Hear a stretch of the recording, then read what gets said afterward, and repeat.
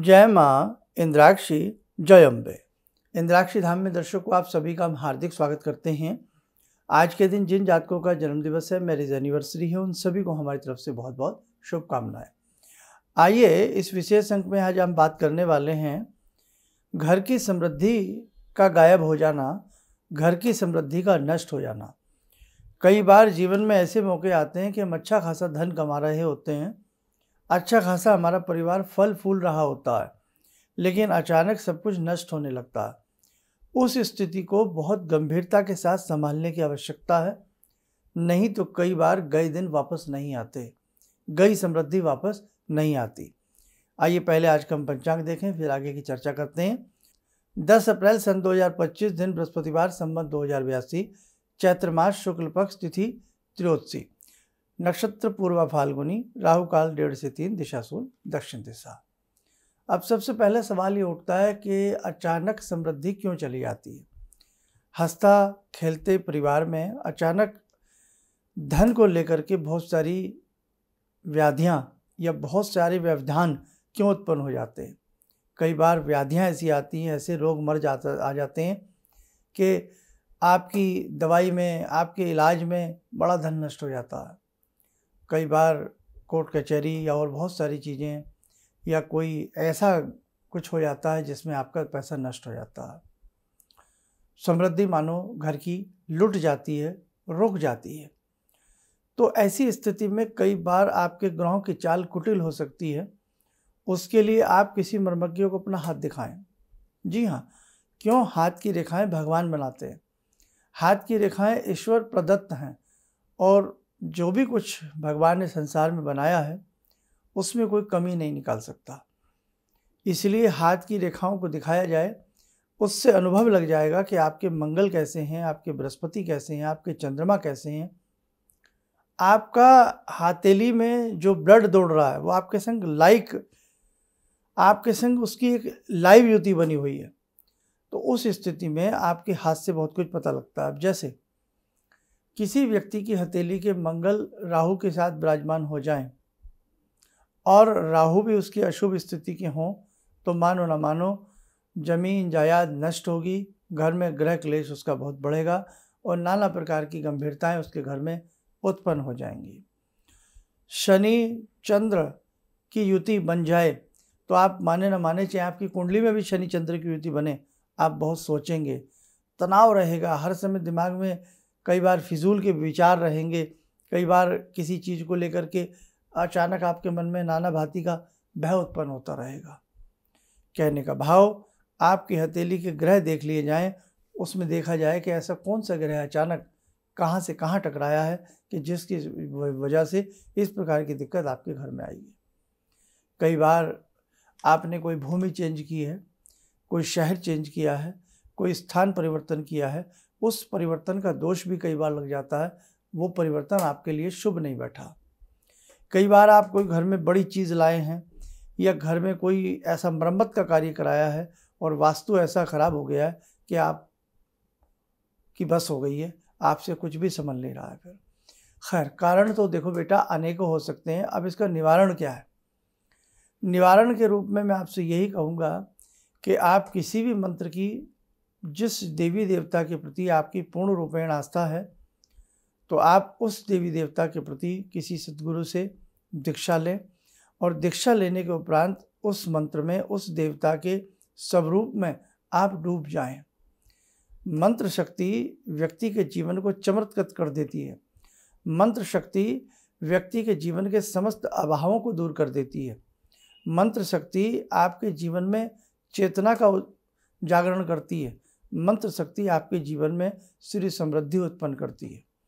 जब हम किसी विशेष मंत्र को बहुत भाव से जपते हैं, उस विशेष मंत्र की जो उपास्य देवी या देवता होते हैं, वो आपकी रक्षा करने के लिए तत्पर हो जाते हैं। और जिस साधक के देवी देवता तत्पर हो जाते हैं, उस साधक के पितृ भी उस साधक की रक्षा करने के लिए तत्पर हो जाते हैं। तो एक बात, आपके देवी देवता आपके संग खड़े हो गए, आपके पितृ आपके संग खड़े हो गए, और आपके क्षेत्र की जो नाना भांति की शक्तियाँ होती हैं, क्षेत्रपाल होते हैं, आपके देवी देव, आपके आसपास के क्षेत्र की निम्न यक्षणियाँ यक्ष होते हैं। ये सब चीज़ें आपको कहानी सी लग रही होगी हम लोगों की, लेकिन बेटा ऐसा है। पृथ्वी के गर्भ में क्या क्या छिपा है ये हर व्यक्ति नहीं जान सकता। ऐसे ही क्या क्या इस संसार में है, कितना कितना अजीब व गरीब इस संसार में रहस्य हैं, ये बहुत बड़ी बातें हैं। ये हर व्यक्ति के बस की बात नहीं है। हमारे क्षेत्रपाल भी होते हैं, हमारे क्षेत्र नगर देवता भी होते हैं, भूमि खेड़ा भी हमारे सब होते हैं। ग्रामीण अंचल में भूमि को, खेड़ा को बहुत अच्छे से पूजा जाता है। अपने क्षेत्रीय देवी देवताओं की बहुत पूजा की जाती है।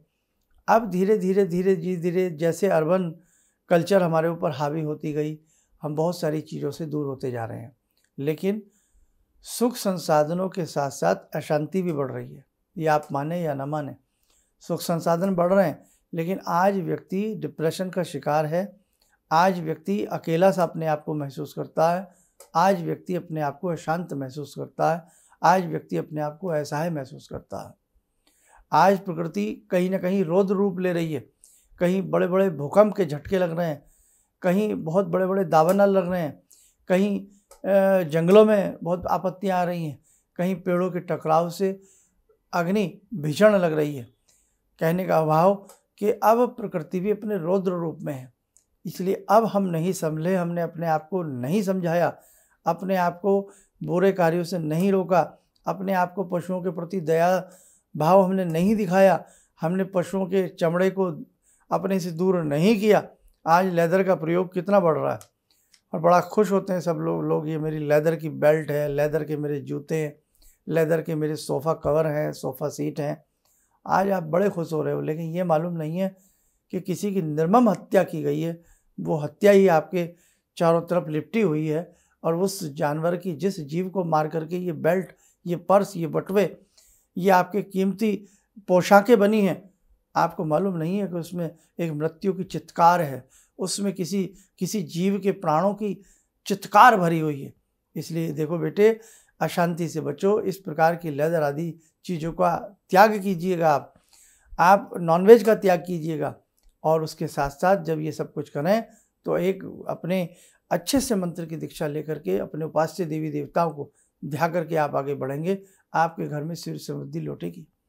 बहुत लोग कहते हैं हमने तो कभी किसी को मारा नहीं, हमने तो किसी को सताया नहीं, और ऐसे लोग बहुत कहते हैं जो हर करीब सप्ताह में 2 बार 4 बार या प्रतिदिन नॉनवेज खाते हैं।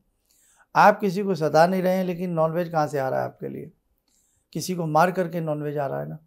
इसलिए ध्यान रखना, घर की श्री समृद्धि लौटेगी, घर में खुशियाँ लौटेंगी, लेकिन हमें बहुत कुछ नियम संयमों के साथ भी जीवन को जीना पड़ेगा। अब जब हम किसी उपास्य देवी देवता के मंत्र को पढ़ते हैं तो आसपास की शक्तियाँ हमसे प्रसन्न होने लगती हैं।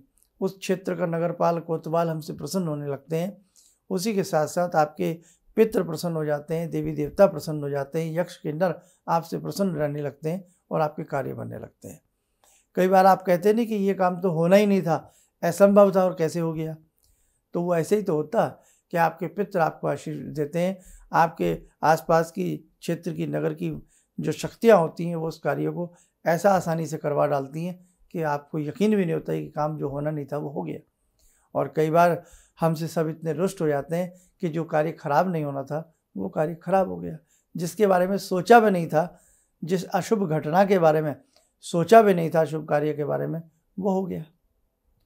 तो ध्यान रखें, बहुत गंभीरता वाले सब्जेक्ट हैं। इसलिए अब छोटे मोटे उपायों से बेटा काम नहीं चलेगा। आप सोच रहे हैं कि 2 बेल के पत्ते हमने ऐसे कर दिए, तकिए के नीचे रख लिए, हमने रात को 2 लौंग तकिए के नीचे रख ली, हमने 2 फूल हूँ हाँ करके चढ़ा दिए, आपका काम बन जाएगा। अब बेटे बड़ी साधना की आवश्यकता। जिन साधकों ने इस बार गायत्री साधना की है, हमने आपके अनुभवों को पढ़ा है, किसी ने कुछ लिखा, किसी ने कुछ लिखा। अनुभव हमें ऑस्ट्रेलिया से मिले, नेपाल से मिले, कनाडा से मिले, भारत के कोने कोने से आप लोगों ने अपने फ़ोन पर भी अनुभव शेयर किए। किसी ने वेबसाइट के माध्यम से, किसी ने फेसबुक के माध्यम से, किसी ने इंस्टाग्राम के माध्यम से, और किसी ने हमारे दोनों चैनलों पर अपने अनुभव लिखे। और आप में से हज़ारों वो भी लोग हैं जिन्होंने नहीं लिखा, लेकिन उनके अनुभवों का हमें आभास होता है। इसलिए एक साधना आपके जीवन को बदल सकती है। जिन्होंने इस बार गायत्री साधना की है, हम आपसे यही कहेंगे, अब प्रतिदिन गायत्री मंत्र की 1 या 3 माला आप छोड़ना मत बेटा, आप करते रहना। बात चल रही थी घर की सिरी समृद्धि आपकी चली जाए, ऐसी स्थिति में आप हमारे कहने से एक तो जिस देवी देवता के प्रति आपका भाव हो उनकी दीक्षा लेकर के उनका एक अनुष्ठान करिएगा। भगवान श्री गणपति का जो प्रिय मंत्र है ओम गंग गणपतये नमः, इस मंत्र को 1250 माला इस मंत्र की करिएगा। इस मंत्र की एक गणपति अनुष्ठान जीवन में जरूर करना चाहिए। कहते हैं ना, प्रथम निमंत्रण आपको तो पहले भगवान श्री गणपति को मनाइए और सदा सुख पाइए। तो एक गणपति का अनुष्ठान विधि विधान किसी से सीख करके जरूर कीजिएगा, आपको आनंद मिलेगा, आपके रुकते कार्य बन जाएंगे, आपके घर की सिरी समृद्धि आ जाएगी। घर में कभी भी झाड़ू पर पाँव जूता चप्पल नहीं रखना चाहिए, झाड़ू को खड़ी करके नहीं रखना चाहिए। घर में रात्रि में या शयन काल में झाड़ू नहीं लगानी चाहिए। छोटी छोटी बातें उनका ध्यान आप लोग भी रखें। और घर में अन्नपूर्णा का दीप, खास तौर से बृहस्पतिवार के दिन अपने किचन में अन्नपूर्णा मैया के नाम से एक दीप लगाइए। और ये हमने पहले भी बताया था, 7 तरह का अनाज ले लें, थोड़ा सा किसी डिश प्लेट में रखें, उसमें दीप देसी घी का रख करके छोटा सा दीप बृहस्पतिवार की शाम को अन्नपूर्णाय नमः बोल करके जला दिया करें। वो 20-25 दिन या 4-6 हफ्ते चलता रहेगा। जो नीचे का जब अनाज में कुछ लगे अब इसको चेंज करना, तो वो अनाज पक्षियों को डाल दीजिएगा। नया अनाज 7 तरह का थोड़ा थोड़ा सा, 1-1 चम्मच, आधा चम्मच हर तरह का अनाज या दालें लेकर के 7 रंग उसमें बना लीजिएगा, उसको रखिएगा, आपको बड़ा अच्छा लाभ मिलेगा। और यदि लगता है घर का वास्तु बिगड़ा हुआ है तो अपने घर में वास्तु परगण की शांति कराइए, या अपने घर के अंदर जैसे आपने लघु गायत्री अनुष्ठान किया है वैसे ही होता है एक महाअनुष्ठान।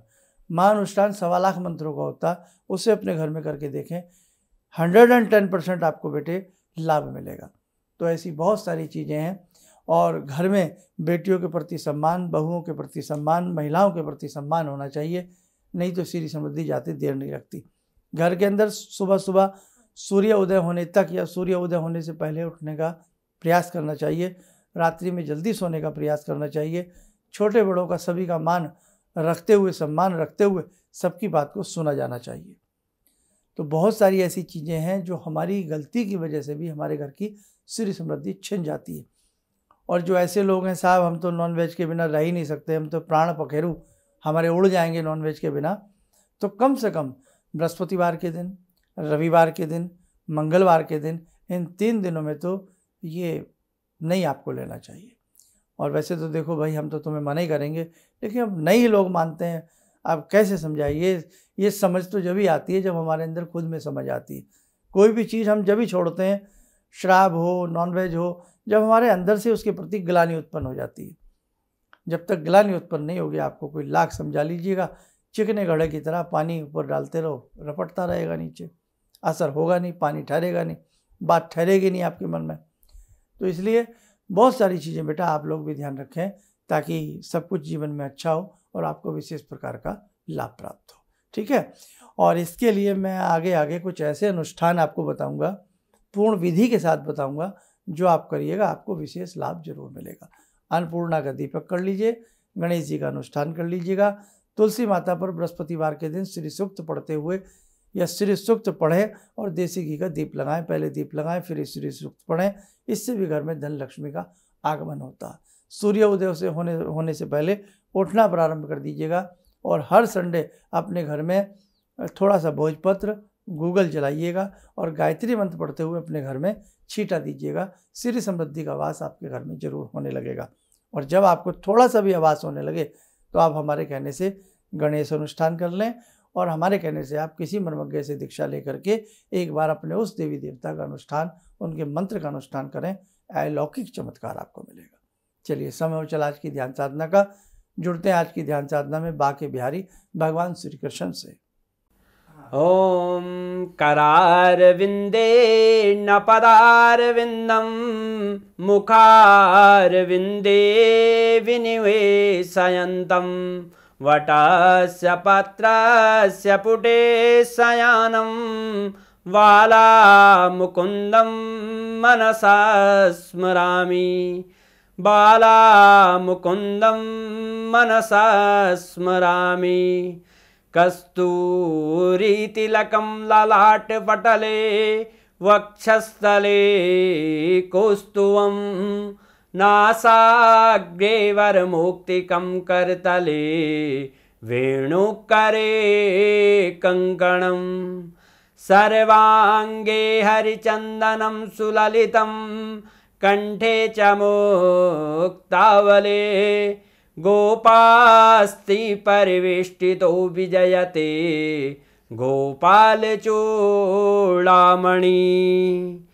शान्ताकारं भुजगशयनं पद्मनाभं सुरेशं विश्वाधारं गगनसदृशं मेघवर्णं शुभांगं लक्ष्मीकान्तं कमलनयनं योगवृद्ध्यानगम्यं वन्दे विष्णुं भवभयहरं सर्वलोकैकनाथं। कवच बना लें, ध्यान करें, कृष्ण जी का शुभ आशीष हम सबके ऊपर बरस रहा है।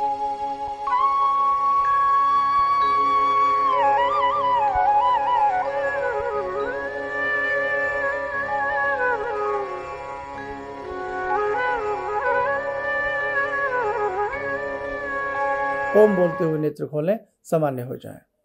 देखो साधकों, आगामी अंकों में हम आपको बहुत कुछ समझाने और देने वाले हैं। बस यूं ही आप हमारे दोनों तीनों प्लेटफॉर्म पर बने रहिएगा। चलिएगा, आप सब लोग स्वस्थ रहें, सुखी रहें। इन्हीं शुभकामनाओं के साथ हम अपनी वाणी को विराम देते हैं। जय जय अम्बे। जिंदगी के इस प्रवाह में तमाम लोग डिप्रेशन के इस हालात से गुजर रहे हैं। सफलता असफलता अपनी जगह की बात है, लेकिन पता नहीं कितने सारे लोगों को इन्होंने डिप्रेशन से उबारा है, नया मोटिवेशन दिया है काम का। इनका जो एक अनुभव था कि एक मेरी बातें इनसे लगातार कभी कभार हो जाया करती हैं। एक दिन मेरी बात हो रही थी, अचानक इन्होंने प्रश्न किया कि क्या आपके यहाँ कौवे आ रहे हैं। मैं बहुत तेज चौंका। करीब 4-5 दिनों से कौवों का झुंड मेरे घर पे मंडरा था। तो मैं यही सोचने परेशान था, ये शुभ है अशुभ है, क्या चीज़ है। तो मैंने प्रश्न किया कि क्या मैंने आपको बताया कि मेरे घर में कौवे आ रहे हैं। कहने नहीं, मुझको दिखाई पड़ रहा है। तो कुछ तो अलौकिक है इनमें। दूसरा क्या, जो इनका उद्देश्य है, जब महाकुंभ में आए थे, मेरी इनसे वार्ता हुई तो मैंने इनका उद्देश्य जानना चाहा कि किस उद्देश्य के लिए आप काम कर रहे हैं। तो जो उद्देश्य उन्होंने मुझको बताया, मैं मन से इनके उद्देश्य के साथ जुड़ गया। इनके साथ तो जुड़ा था ही, अब इनके उद्देश्य के साथ भी हूँ मैं। किसी भी समस्या के समाधान के लिए मिले प्रसिद्ध हस्तरेखा एवं वास्तु विशेषज्ञ प्रोफेसर धर्मेंद्र शर्मा जी से। नोट: शिविर में भाग लेने हेतु एवं व्यक्तिगत रूप से मिलने के लिए कॉल करने का समय सुबह 10 बजे से शाम 6 बजे तक। हमारे विभिन्न ज्ञानवर्धक कार्यक्रम देखने के लिए आप हमें अभी सब्सक्राइब करें, बेल आइकन को प्रेस करें ताकि आप देख सकें हमारा कार्यक्रम सबसे पहले। और अधिक जानकारी के लिए फेसबुक पेज को लाइक करना न भूलें।